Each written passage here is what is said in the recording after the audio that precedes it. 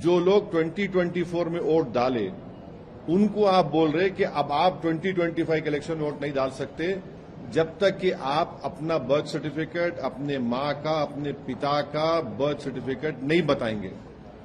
तो ये खुद ये आप एक वो कर दिए। अच्छा, मिसाल के तौर पर अगर कोई बिहार में कोई पार्लियामेंट इलेक्शन में फर्ज करिए कोई 20,000 वोट से कोई सीट हार गया, कोई पार्टी का कैंडिडेट, और आप ये बोलेंगे समर इंटेंसिव रिवीजन में कि यहां पर 20,000 नाम गलत थे, इलीगल माइग्रेंट्स थे, शिफ्ट हो गए, तो फिर 24 का इलेक्शन चैलेंज करना दो मेरे को। फिर आप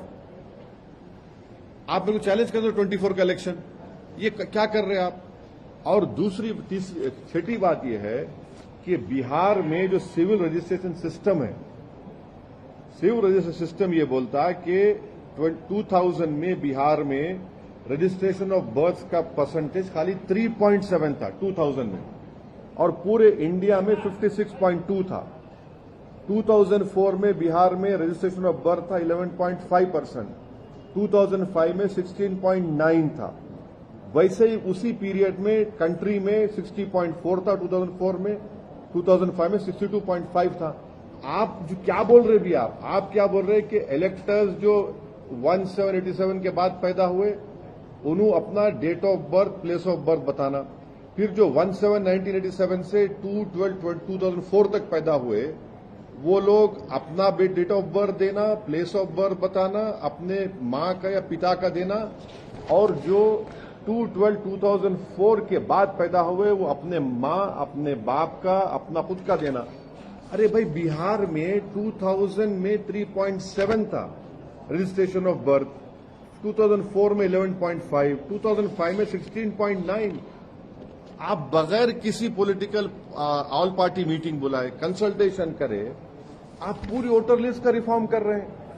अगर आपको पायलट बेसिस पे करना था तो कोई यूनियन टेरिटरी का करते, आप दिल्ली का करते, चंडीगढ़ का करते, आप पूरे इस तरीके से कर रहे।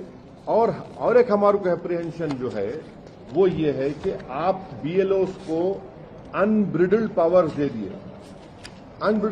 दिए, कि वो अगर जाएगा, कोई घर पे नहीं मिलेगा तो वो रिपोर्ट कर सकता ईआरओ को, एईआरओ को, और एईआरओ उस केस को रिफर कर देगा कॉम्पिटेंट अथॉरिटी को सिटीजनशिप एक्ट 1955 के तहत।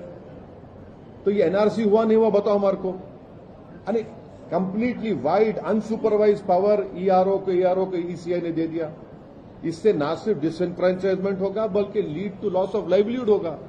और हम ईसीआई को फिर से रिक्वेस्ट कर रहे हैं कि आप एक ऑल पार्टी मीटिंग बुलाइए और बताइए हमको कि आपने ये डेट्स क्यों चूज किया, ये जो डेट्स आपने दिए, और फिर differentiating documentary requirement between voters on basis of age and date of birth, ये क्यों?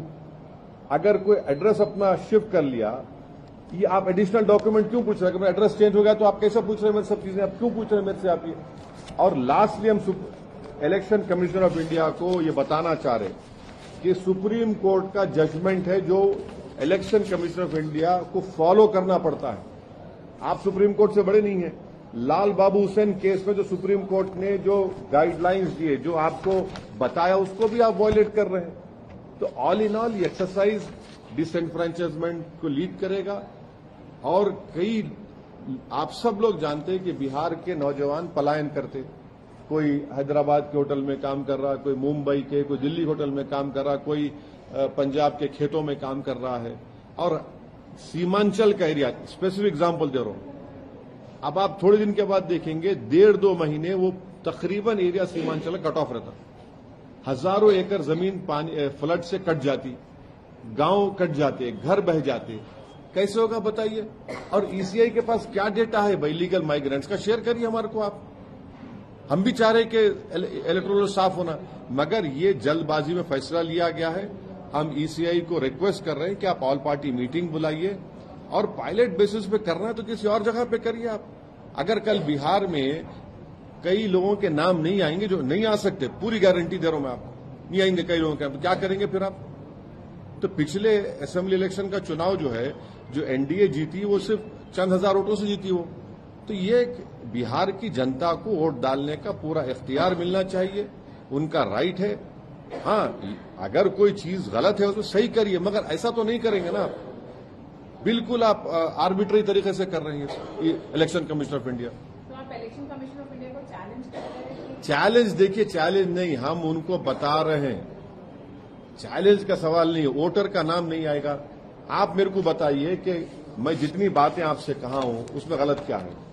जब बिहार में 2000 में सिर्फ 3.7 रजिस्ट्रेशन ऑफ बर्थ हो रहा है, 2004 में 11.5, 2005 में 16.9, 2000 में कंट्री में 56.2 रजिस्ट्रेशन था, बिहार में 3.7, 2004 में बिहार में 11.5, कंट्री में था 60.4, 2005 में 16.9 था, बिहार में, कंट्री में था 62.5। अरे वहां रजिस्ट्रेशन ही नहीं हो रहा ना भाई, कैसा करेंगे आप कैसा किस अच्छा ये आप ये जो डेट्स अराइव करे 1/7/1987, 1/7/87 to 2/12/2004, 2/12/2004, ये किस बुनियाद पर अराइव करे आप? कि आप शेयर करो हमारे को, क्या रैशनल है इसका बताइए हमारे को आप। भाई आपको पूछ सकते हैं ना, हम क्यों नहीं पूछ सकते? और ऑल पार्टी मीटिंग क्यों नहीं बुला रहे आप? और 2024 के पार्लियामेंट इलेक्शन में जो लोग वोट डाले, अब वोट नहीं डाल सकेंगे वो लोग, वो कैसा होगा बताइए आप समरी रिवीजन करके भी ये तमाम चीजों को सही कर सकते थे आप। यही हम इलेक्शन कमीशन ऑफ इंडिया से रिक्वेस्ट कर रहे हैं। सर आपने लेटर लिखा है इलेक्शन कमीशन को, क्या कोई जवाब आया है? अभी तक तो कोई जवाब नहीं आया ईसीआई की तरफ से। अभी 2003 का जो डेटा है, आपने जो कहा कि ईसीआई के वो इसमें इन्वॉल्व करने की बात नहीं, इलेक्शन कमीशन ऑफ इंडिया ये बोल दिया कि 2003 के वोटर लिस्ट में 4,94,00,000 लोगों के नाम आते, वो आप इंक्लूड हो जाएंगे। मगर 2024 के पार्लियामेंट इलेक्शन में ईसीआई का डेटा ये बोल रहा है कि 7,72,59,579 इलेक्टर्स थे, तो 4.94 आगे, तो नियरली 2,75,00,000 वोटर के नाम नहीं आए ना अभी। उनको आप वोटर, अब उनको आप बोले बर्थ सर्टिफिकेट लाओ, कहां से लाएंगे जब 2024 में इलेक्शन वोट डालने क्यों दिया आप उनको? आप ये बोल दो कि 2024 के इलेक्शन गलत था, बोलो फिर आप। अगर मिसाल के तौर पे कोई कॉन्स्टिट्यूंसी में कोई कैंडिडेट पार्लियामेंट के इलेक्शन में 15,000 या 20,000 वोट से हार गया और वही 15-20,000 वोट अभी आप निकाल रहे, तो फिर इलेक्शन चैलेंज करना पड़ेगा ना मेरे को। फिर आप वो भी नहीं करने दे रहे, आप ऑल पार्टी मीटिंग नहीं बुला रहे। आप बोलते इलेक्शन टाइम पे बोलते नहीं हम लोग सुपीरियर बॉडी है अंडर आर्टिकल 329। अब तो आप सुपीरियर बॉडी नहीं है, अब तो इलेक्शन नहीं है, अब तो सब एक पेज पे है। क्योंकि आप बोल रहे कि बिहार के बाद तमिलनाडु और वेस्ट बंगाल भी करेंगे, तो आप ऑल पार्टी मीटिंग बुलाइए, सबसे राय लीजिए, पूछिए। और ये एक बात सुनिए, इतना बड़ा एक्सरसाइज कैसे एक महीने मुकम्मल होगा? एक महीने में कैसे मुकम्मल करेंगे आप? अभी तो सीमांचल के एरिया में तो फ्लड शुरू हो जाएंगे, कई इलाके बिहार के पानी में डूब जाते। आपको क्या लग रहा है सर, क्यों हम वही जानना चाह रहे, इतना जल्दबाजी की क्या जरूरत थी? आपने देखिए, आपको मैं बता रहा हूं, इलेक्शन कमीशन ने जनवरी 2025 तक यही कहा था, यही सोच रहे थे कि यही समरी रिवीजन के ऊपर इलेक्शन होगा, राइट? अचानक आपने ये फैसला लिया। अच्छा, डेट्स में आपको बोलो, स्पेसिफिक डेट, सुपीरियर बॉडी है अंडर आर्टिकल 329। अब तो आप सुपीरियर बॉडी नहीं है, अब तो इलेक्शन नहीं है, अब तो सब एक पेज पे है। क्योंकि आप बोल रहे कि बिहार के बाद तमिलनाडु और वेस्ट बंगाल भी करेंगे, तो आप ऑल पार्टी मीटिंग बुलाइए, सबसे राय लीजिए, पूछिए। और ये एक बात सुनिए, इतना बड़ा एक्सरसाइज कैसे एक महीने मुकम्मल होगा? एक महीने में कैसे मुकम्मल करेंगे आप? अभी तो सीमांचल के एरिया में तो फ्लड शुरू हो जाएंगे, कई इलाके बिहार के पानी में डूब जाते। आपको क्या लग रहा है सर, क्यों हम वही जानना चाह रहे, इतना जल्दबाजी की क्या जरूरत थी? आपने देखिए, आपको मैं बता रहा हूं, इलेक्शन कमीशन ने जनवरी 2025 तक यही कहा था, यही सोच रहे थे कि यही समरी रिवीजन के ऊपर इलेक्शन होगा, राइट?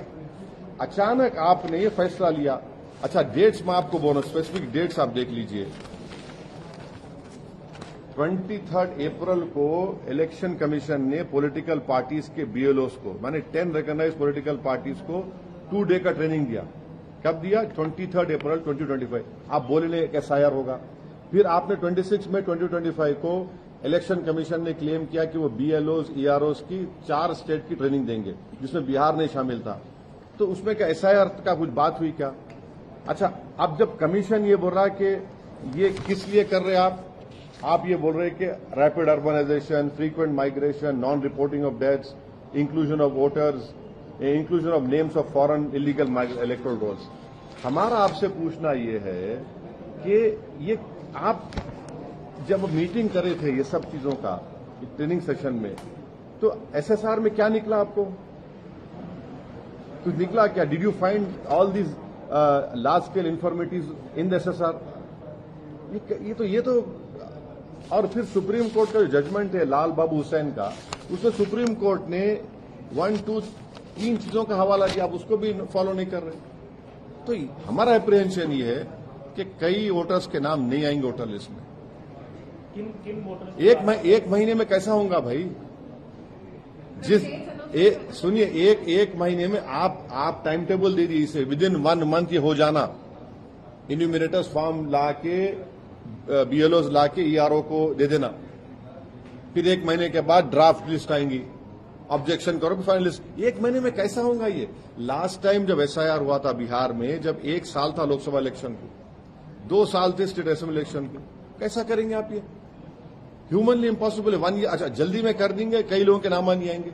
और फिर बीएलओ को आप पावर दे दिए, अगर उन्होंने 2-3 मरतबा घर पे गए, वोटर नहीं मिला, तो फौरन आप जो है उसको ईआरओ कैन रेफर, उसको रेफर कर देंगे, ये सस्पेक्टेड फॉरेन नेशनल है अंडर सिटीजनशिप एक्ट 1955।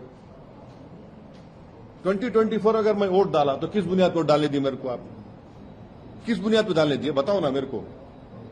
आज आप बोल रहे कि नहीं 4.96, जबकि आप खुद बोल रहे कि 7,72,59,517 वोटर्स थे बिहार की वोटर लिस्ट में, डेटा में। तो आपको अभी 2.75 कहां से लाएंगे वो लोग?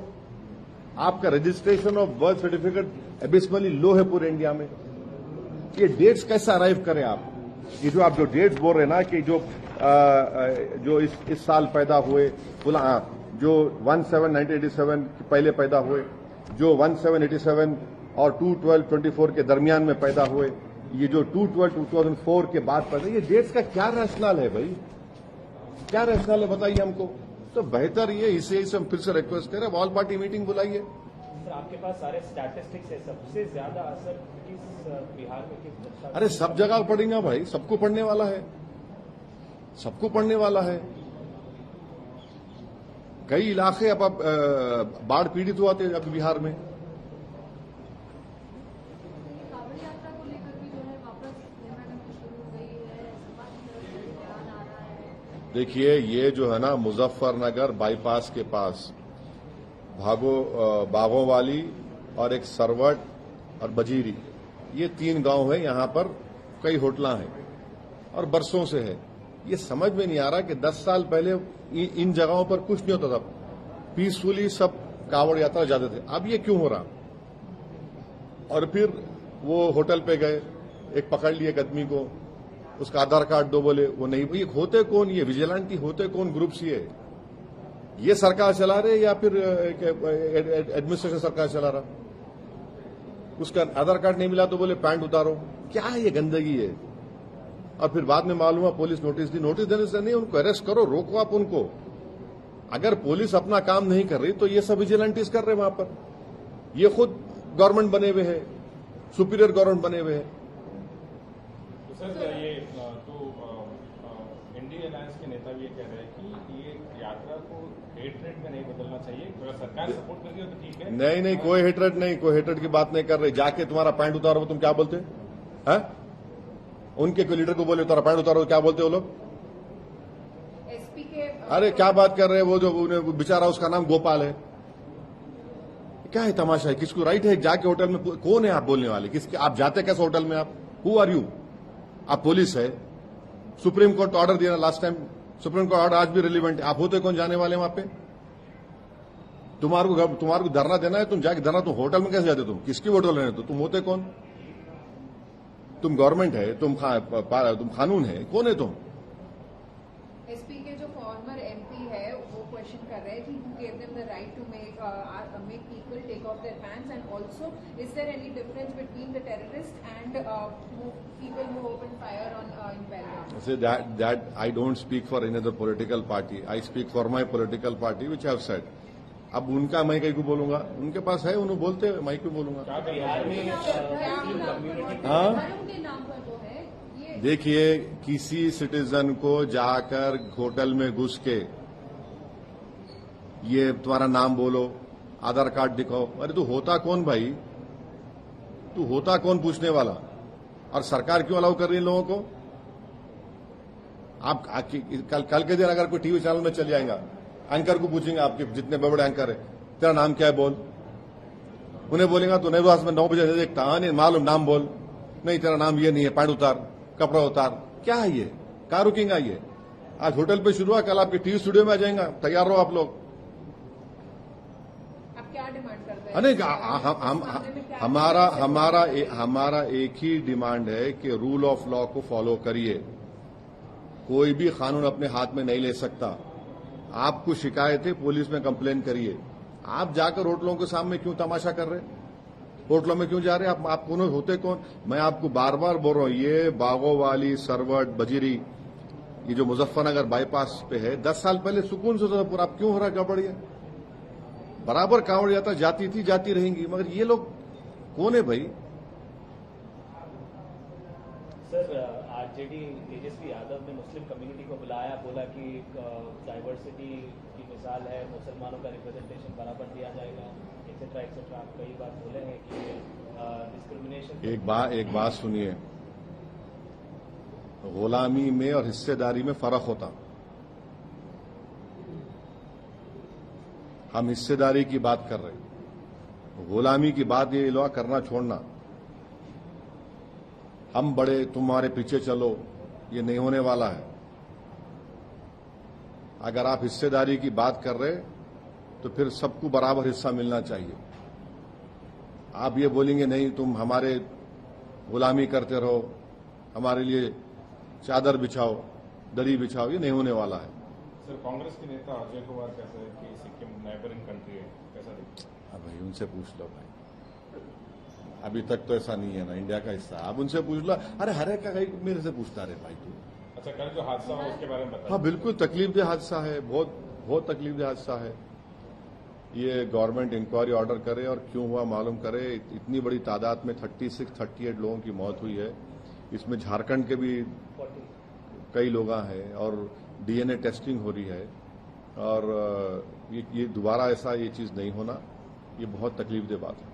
सर, एफआईआर में ये क्लियरली मेंशन है वो ओल्ड मशीनरी यूज किया गया है, मतलब कंप्लेनेंट के तरफ से एलिगेशंस आ रहे हैं। पर पीसीबी कह रहा है कि हमारे मतलब रिसेंट वहाँ पे इंस्पेक्शन भी हुए, फैक्ट्री के डिपार्टमेंट भी कह रहा है कि वो रूल्स फॉलो कर रहे थे। मगर जो भी है, इतना बड़ा हादसा हुआ है, कभी तेलंगाना में, आंध्र प्रदेश में ऐसा हादसा नहीं हुआ। मतलब ये मुझे उम्मीद है कि जब चीफ मिनिस्टर रेवंत रेड्डी वहां पर गए, अपने 4 कैबिनेट मिनिस्टर्स को लेकर गए, मुझे पूरी उम्मीद है कि वहां पर ये जो आप बता रहे, ये सब चीजों का इंक्वायरी में नोट लिया जाएगा। और हम चीफ मिनिस्टर रेवंत रेड्डी से डिमांड करते हैं कि अगर वो फैक्ट्री वालों की गलती रही तो बराबर कानून को अपना काम करना चाहिए and they should be taken to task.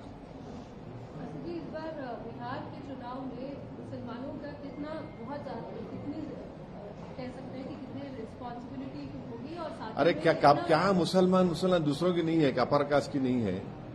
ये नहीं सुनिए, अरे आप लोगों का देता है खाली बस। अरे नहीं सुनिए, अरे मैडम सुनिए, अपर कास्ट की जिम्मेदारी नहीं है चुनाव में, ईबीसी की जिम्मेदारी नहीं है चुनाव में, दलित समाज की नहीं है, खाली मुसलमान। अरे हम ही वोट डाल, दूसरे नहीं डालते क्या वोट? आप लोग पूछना अपर कास्ट किधर वोट डालेंगा, ईबीसी किधर डालेंगा वोट, ओबीसी किधर डालेंगा वोट। दलित समाज में मांझी है, पासवान है, हाँ उसमें चमार भी है, फिर मुसलमान है, अब सब खाली मुसलमान। अरे अच्छा दिखता मुंह से बोलने से, टीआरपी बढ़ती, मगर सब जन वोट डालते ना। आप कितने सीट पे कैंडिडेट? हाँ अभी अब टाइम है। किसी के साथ गठबंधन में जाने वाले सर, किसी के साथ अलायंस करना? आपका क्या है? आप साथ में चलने की बात कर रहे हैं सर, गुलामी की बात नहीं कर रहे, लेकिन यहाँ की जो सरकार है यहाँ पर एक मुस्लिम रिप्रेजेंटेशन अभी तक नहीं हुआ है, लगभग 2 साल होने आ रहे हैं। कहाँ पे? या तेलंगाना की सरकार मुस्लिम रिप्रेजेंटेशन कहाँ पे नहीं है? नहीं है। मिनिस्टर नहीं है तो सीएम तो है ना, सीएम है ना, सीएम से बड़ा कोई हो सकता है क्या? बोलो। अब हर चीज का जिम्मेदार मेरे पर बुला रहे, हम लोग आए ना, मैं हूं ना, और क्या है, सब है, सीएम है, इतने पूरे देखो बैठे हुए, पूरे जीत के आए सो लोग। देखिए जीत, एक मिनट ठहरो, जीत के आए सो लोग पूरे बैठे हुए यहाँ पे। अब जो हार, सुनो तो सही, जो हार गए सो मैं क्या करूं? देखो जो जीत के आए, जो जीता वो सिकंदर ना।